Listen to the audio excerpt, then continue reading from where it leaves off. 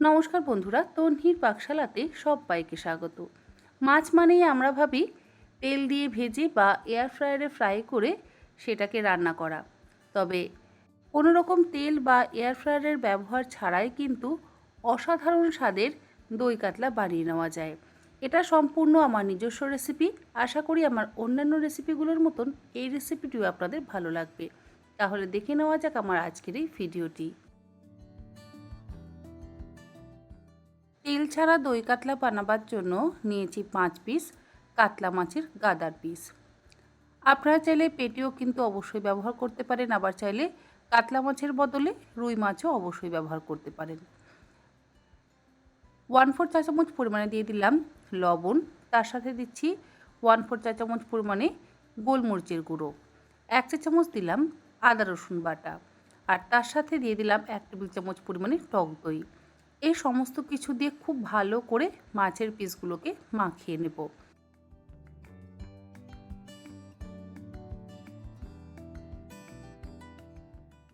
এরই মধ্যে দিয়ে দিচ্ছি 1 চা চামচ পরিমাণে বেসন। যেহেতু আমরা তেল ছাড়া মাছ রান্না করছি, তাই মাছ তো একেবারেই ভাজতে পারবো না। বেসন, টক দই আর সমস্ত মশলা দিয়ে ভালো করে মাখিয়ে নিয়ে কিন্তু আমরা মাছটাকে কিছুক্ষণ উল্টে পাল্টে ভেজে নেব। আর যেহেতু তেল দেব না, তাই শুধু যদি টক দই দিয়ে আমরা মাছটা ভাজতে যাই তাহলে আবার টক দই থাকার কারণে জল রিলিজ করবে।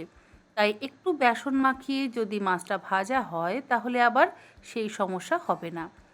গ্রেভির জন্য একটা পাত্রের মধ্যে নিয়ে নিলাম একটা মিডিয়াম সাইজের পেঁয়াজ, তার সাথে 2টো কাঁচা লঙ্কা, অল্প একটু আদা, 3 কোয়া রসুন, হাফ চা চামচ গোটা জিরে, 1/4 চা চামচ পরিমাণে শাহি গরম মশলার গুঁড়ো, 1 টেবিল চামচ পরিমাণে ভাঙা কাজু, এখানে 8-10টা ছোটো ছোটো টুকরো রয়েছে কাজুর, 1 টেবিল চামচ পরিমাণে চারমগজ।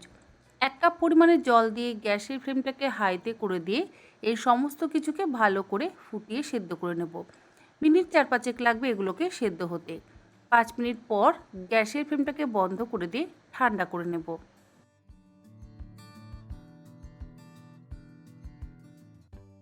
পেঁয়াজ, আদা, রসুন, কাঁচা লঙ্কা সেদ্ধ হয়ে যাওয়ার পর অপর দিকে আমি মাছগুলোকে ভেজে নেব। নিয়েছি আমি একটা কাস্ট আয়রনের ফ্রাই প্যান। এর মধ্যে দিয়ে দিলাম ম্যারিনেট করে রাখা মাছ। 1 ফোঁটা তেলও কিন্তু আমি এই মাছ রান্নাতে ব্যবহার করব না।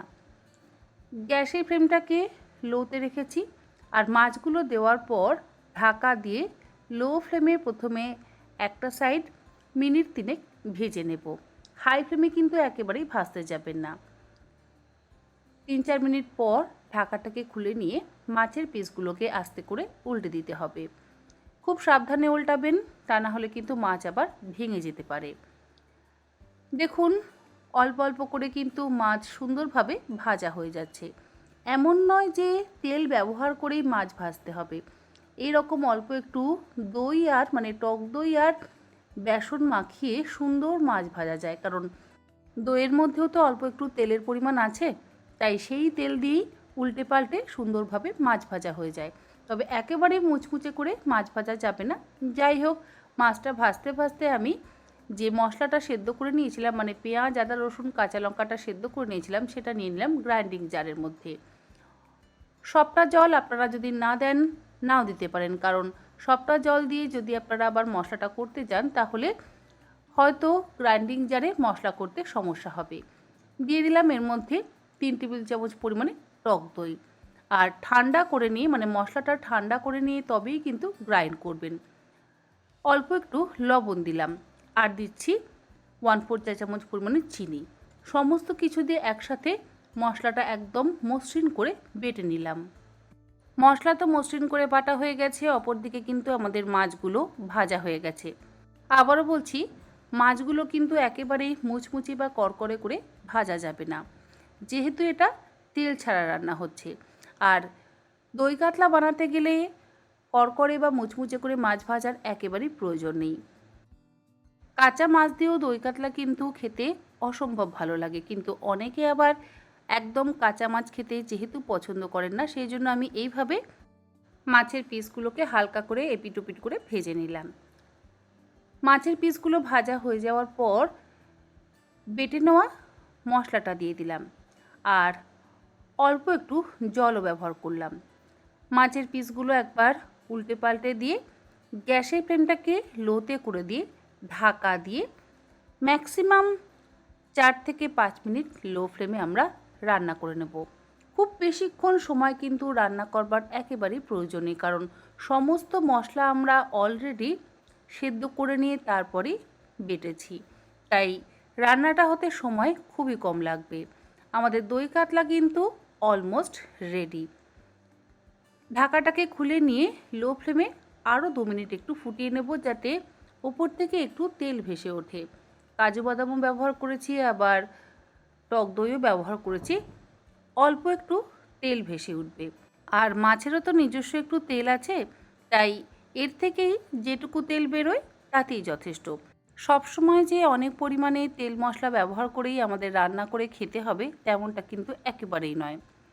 2 মিনিট ফুটিয়ে নিচ্ছি আর দেখুন ধীরে ধীরে তেল কিন্তু ওপরে ভেসে উঠছে। তা বলে অতিরিক্ত তেল একেবারেই ভাসবে না, যেহেতু এটা তেল ছাড়া দই কাতলা। যাই হোক, একদম যেহেতু সাদা সাদা দেখতে লাগছে, সেই জন্য আমি এর মধ্যে সামান্য পরিমাণে একটু লঙ্কার গুঁড়ো ব্যবহার করছি। আপনারা যারা সাদা খেতে পছন্দ করেন তারা কিন্তু অবশ্যই একদম সাদা সাদা দই কাতলা বানাতেই পারেন। আর যারা সাদা খেতে পছন্দ করেন না তারা অবশ্যই অল্প একটু হলুদ গুঁড়োরও ব্যবহার করতে পারেন। মাছ ভাজার সময়তেও কিন্তু আপনারা চাইলে হলুদ গুঁড়োর ব্যবহার অবশ্যই করতে পারেন, কিন্তু যেহেতু এটা দই কাতলা তাই আর আলাদা করে হলুদ গুঁড়োর ব্যবহার আমি করিনি। সামান্য একটু লঙ্কা গুঁড়ো ব্যবহার করলাম, যাতে একটু সোনালি সোনালি রং হয়। যাই হোক, লঙ্কা গুঁড়োটা দেওয়ার পর ভালো করে একবার উল্টে পাল্টে দিয়ে গ্যাসের ফ্লেমটাকে বন্ধ করে দিচ্ছি। এর মধ্যে কিন্তু আমি ঘিয়ের ব্যবহার করব না, কোনো কিছুর ব্যবহার করব না, মানে কোনো রকম তেলেরই ব্যবহার করছি না। যাই হোক, আমাদের দই কাতলা একদম তৈরি। ঢাকা দিয়ে মিনিট 5 স্ট্যান্ডিং টাইমে রাখার পর এটাকে এবার সার্ভ করছি। আশা করি একদম তেল ছাড়া দই কাতলার রেসিপি আপনাদের ভালো লাগলো। যে কোনো দিন আপনারা বাড়িতে অবশ্যই এই রেসিপিটা একবার অন্তত বানিয়ে দেখবেন। আশা করব আমার অন্যান্য রেসিপিগুলোর মতন এই রেসিপিটাও আপনাদের ভালো লাগবে। আজ তাহলে এই পর্যন্ত। আবার হাজির হয়ে যাব অন্যদিন অন্য কোনো রেসিপি নিয়ে। ভালো থাকবেন, সুস্থ থাকবেন। ধন্যবাদ।